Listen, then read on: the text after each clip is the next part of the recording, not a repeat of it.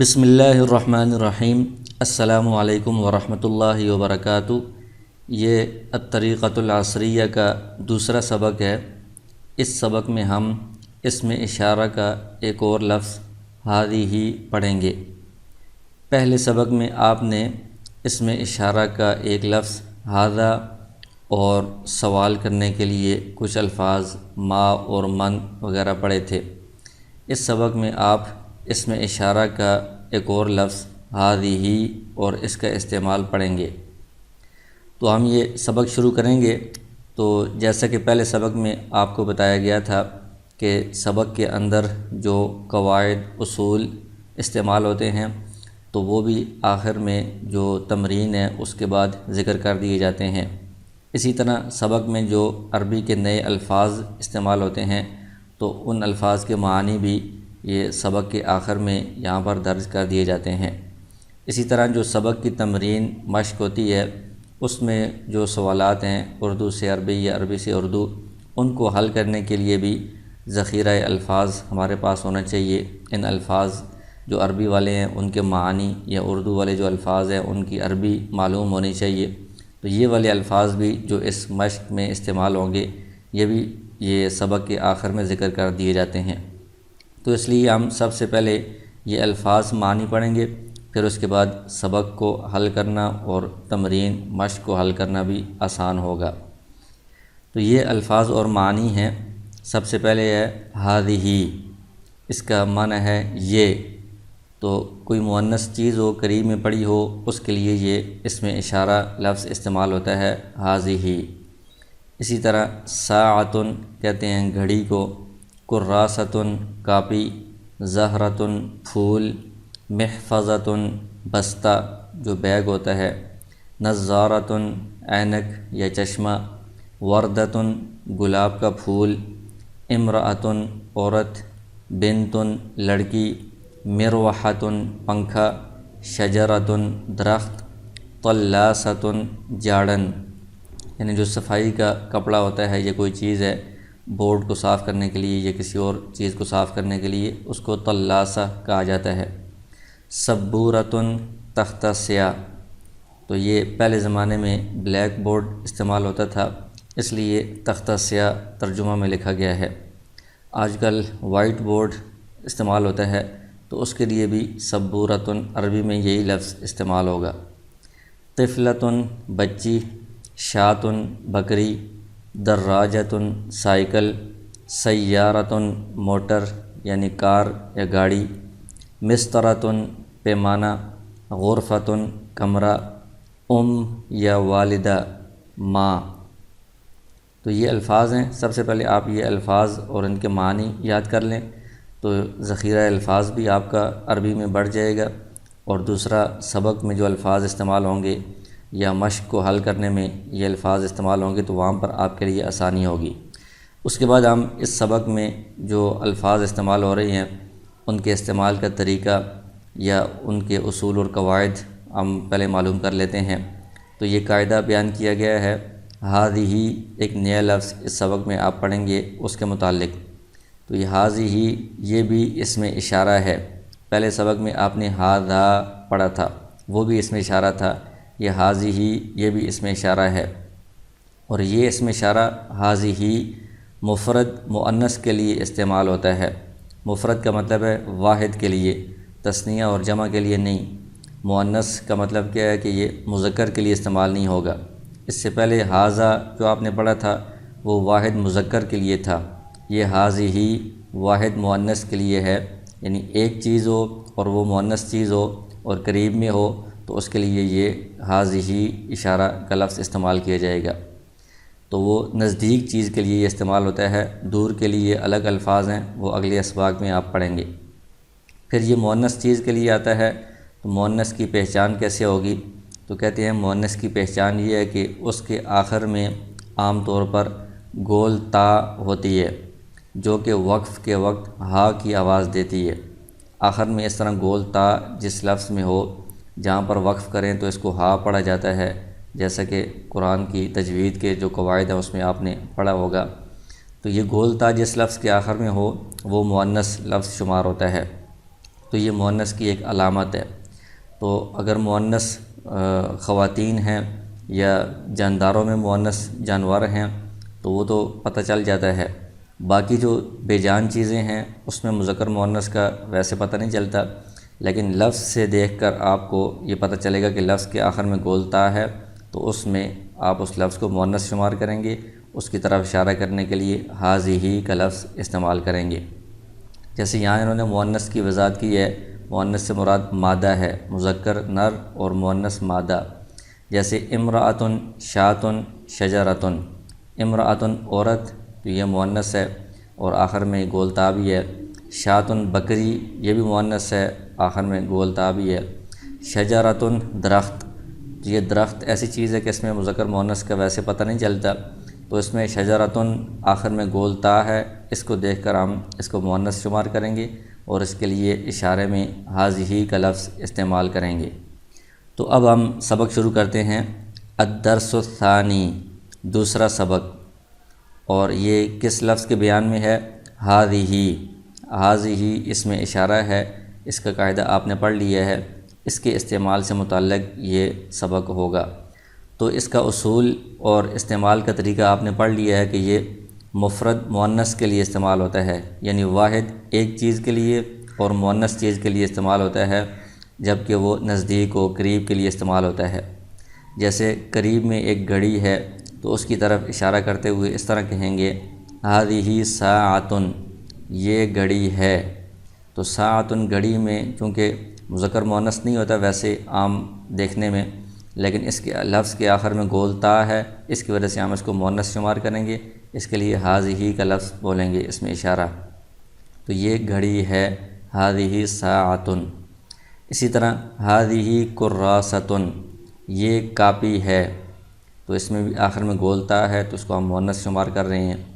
ھذہ زہرۃ، قریب میں پھول ہے اگر کوئی تو اس کی طرف اشارہ کرنے کے لیے ھذہ زہرۃ، یہ پھول ہے، تو زہرۃ میں آخر میں گول تا ہے، اس کو ہم مؤنث شمار کریں گے۔ پھر قریب میں کوئی چیز پڑی ہوئی ہے اور وہ مؤنث ہے، ایک چیز ہے، اس کے بارے میں سوال کس طرح کریں گے اور سوال کا جواب کس طرح دیں گے تو وہ بتا رہے ہیں۔ تو اس سے پہلے سبق میں آپ نے پڑھ لیا تھا کہ بے جان چیزیں جو ہوتی ہیں، انسان کے علاوہ باقی جو چیزیں ہیں، ان کے لیے سوال کرتے وقت ما بولا جاتا ہے کہ یہ کیا ہے، اس کے لیے ما بولا جائے گا، اور جو انسان ہیں ان کے متعلق سوال کرنے کے لیے من بولا جاتا ہے، یہ کون ہے۔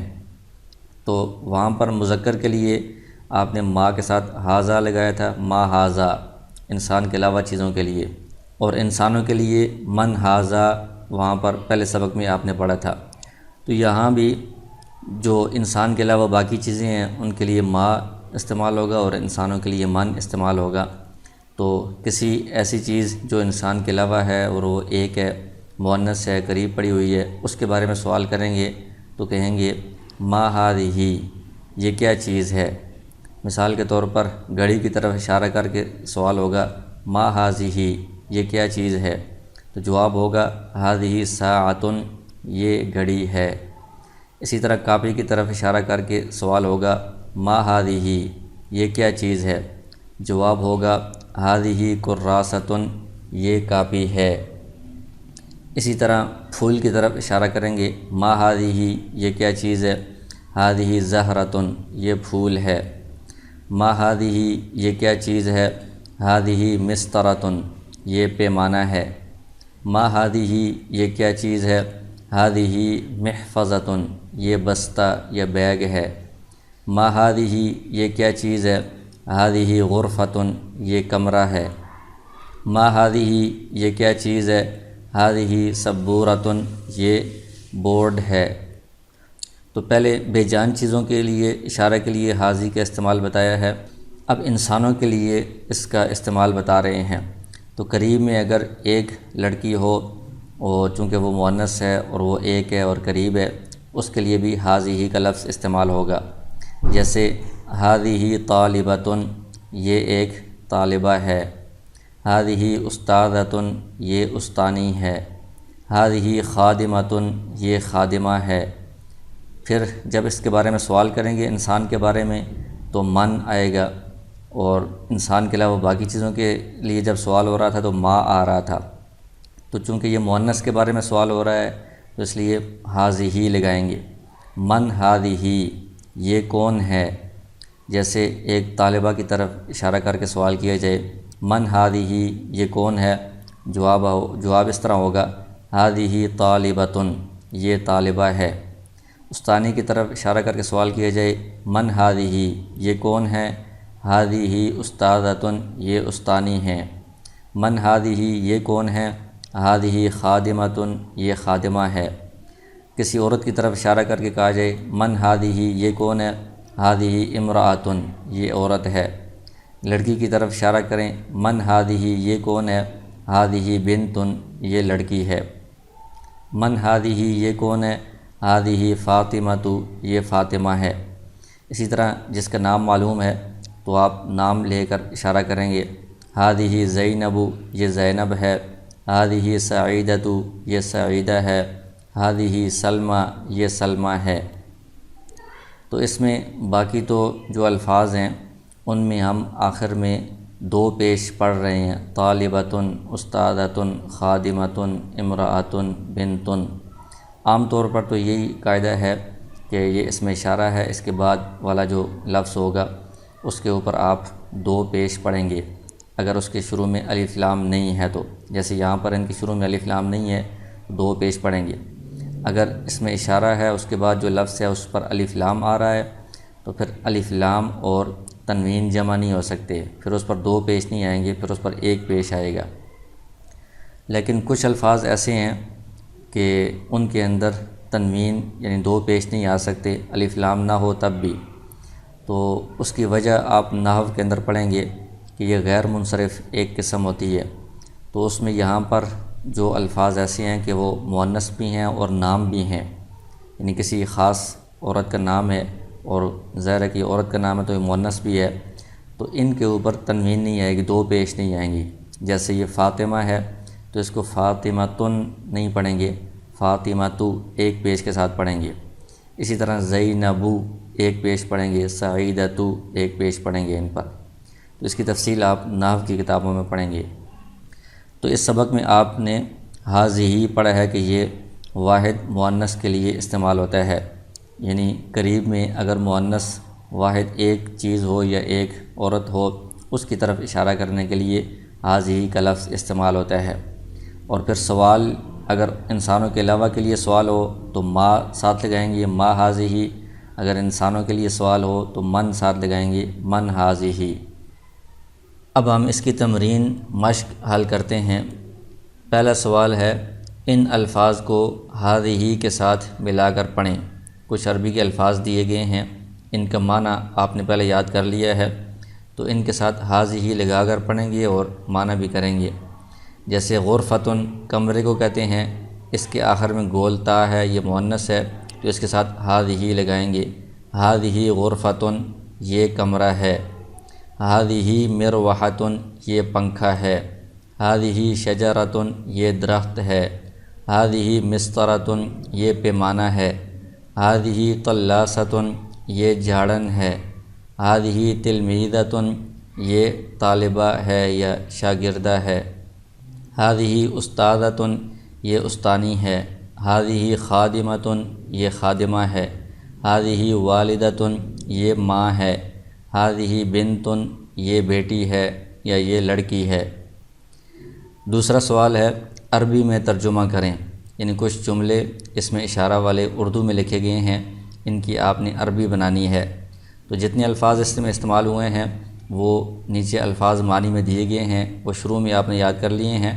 اب ان الفاظ کے ذریعے سے آپ یہ جملے اس میں اشارہ والے آسانی سے بنا سکتے ہیں۔ مثلا پہلا جملہ ہے یہ کمرہ ہے، تو کمرے کے لیے غرفتن کا لفظ استعمال ہوتا ہے، وہ مؤنث ہے تو اس لیے ہم ہاذہ لگائیں گے۔ ہاذہ غرفتن، یہ کمرہ ہے۔ ہاذہ شجرۃن، یہ درخت ہے۔ اور عینک کے لیے نظارۃن کا لفظ استعمال ہوتا ہے، اس میں بھی آخر میں گولتا ہے، مؤنث ہے تو اس میں بھی ہاذہ کے ساتھ اشارہ کریں گے۔ یہ عینک ہے۔ ہاذہ نظارۃن، یہ سائیکل ہے۔ سائیکل کو دراجتن کہتے ہیں۔ ہذہ دراجتن، یہ گھڑی ہے، گھڑی کو ساعتن کہتے ہیں۔ ہذہ ساعتن، یہ گھڑی ہے۔ یہ مدرسہ ہے تو اس میں بھی مدرستن آخر میں گولتا ہے تو یہ مؤنث ہے، ہذہ سے اشارہ کریں گے۔ ہذہ مدرستن، یہ موٹر ہے، موٹر یعنی کار کو سیارتن کہتے ہیں۔ ہذہ سیارتن، یہ استانی ہے۔ ہذہ استاذتن، یہ سعیدہ ہے تو یہ نام ہے۔ ہذہ سعیدۃ، جیسا کہ آپ کو بتایا کہ اس پر نام بھی ہو اور مؤنث بھی ہو تو اس پر تنوین دو پیش نہیں پڑیں گے، ایک پیش آئے گی، سعیدۃ۔ یہ بچی ہے تو بچی کو طفلۃن کہتے ہیں۔ ہذہ طفلۃن۔ تیسرا سوال ہے اس میں اردو میں ترجمہ کریں، یعنی یہ عربی میں پورے جملے دیے گئے ہیں اس میں اشارہ والے، اس کا آپ نے اردو میں ترجمہ کرنا ہے۔ ہذہ مروحۃ، تو مروحہ کا ترجمہ آپ نے الفاظ معانی میں یاد کر لیا ہے کہ یہ پنکھے کو کہتے ہیں، یہ پنکھا ہے۔ ہذہ نظارۃ، نظارہ عینک کو کہتے ہیں، یہ عینک ہے یا یہ چشمہ ہے۔ ہذہ امرأۃ، یہ عورت ہے۔ ہذہ ساعۃ، یہ گھڑی ہے۔ ہذہ وردۃ، وردۃ آپ نے الفاظ معانی میں پڑھا ہے، گلاب کے پھول کو کہتے ہیں۔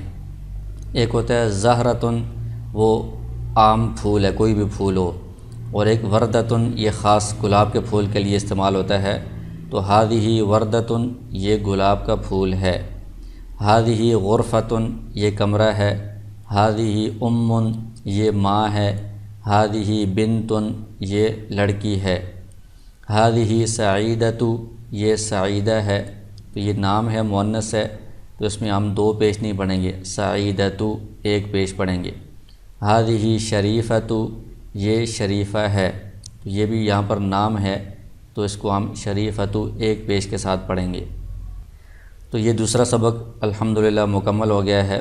تو اسی ترتیب کے ساتھ آپ سب سے پہلے یہ الفاظ معنی یاد کریں، اور اس کے بعد یہ جو استعمال کا قاعدہ ہے کہ اس سبق میں ہذہ آپ پڑھیں گے، یہ کس کے لیے استعمال ہوتا ہے اور مؤنث کی پہچان کیسے ہوتی ہے، اس کو آپ سمجھیں اور یاد کریں۔ پھر اس کے بعد یہ جو سبق ہے اس کو آپ یاد کریں گے تو الفاظ کے معنی آپ کو پتہ ہیں تو اس کا آسانی سے آپ ترجمہ کر سکتے ہیں۔ یہ الفاظ اور سوال کے لیے ما کب استعمال ہوتا ہے، من کب استعمال ہوتا ہے، اور جواب کیسے دیا جاتا ہے۔ پھر اس کی جو تمرین ہے، یہ ان الفاظ کے ساتھ ہذہ ملا کر جملہ بنانا ہے، اس کا ترجمہ کرنا ہے۔ پھر یہ اردو والے جملے ہیں، ان کی عربی بنانی ہے، اور عربی والے جملے ہیں ان کی اردو بنانی ہے، اردو ترجمہ کرنا ہے۔ تو یہ سارے آپ ان کو یاد بھی کریں، اپنی کاپی میں بھی لکھیں، اور کسی اور ساتھی کو اپنے ساتھ ملا کر آپ ایک دوسرے سے یہ سوال جواب کریں، پوچھیں کہ یہ درخت ہے، اس کی عربی کیا بنتی ہے، یا ہذہ نظارۃ، اس کا ترجمہ کیا بنتا ہے، یا اور ان چیزوں کے علاوہ باقی جو چیزیں آپ کے سامنے پڑھی ہوں اس کی طرف آپ اشارہ کر کے ان الفاظ کو استعمال کریں، سوال کریں، من ہذہ یا ما ہذہ، اور دوسرا بندہ جواب دے۔ اس طرح جتنی آپ ان کی الفاظ کی پریکٹس کریں گے اتنا یہ آپ کی عربی کی مشق ہوتی رہے گی اور عربی سیکھنا آپ کے لیے جلد ممکن ہوگا۔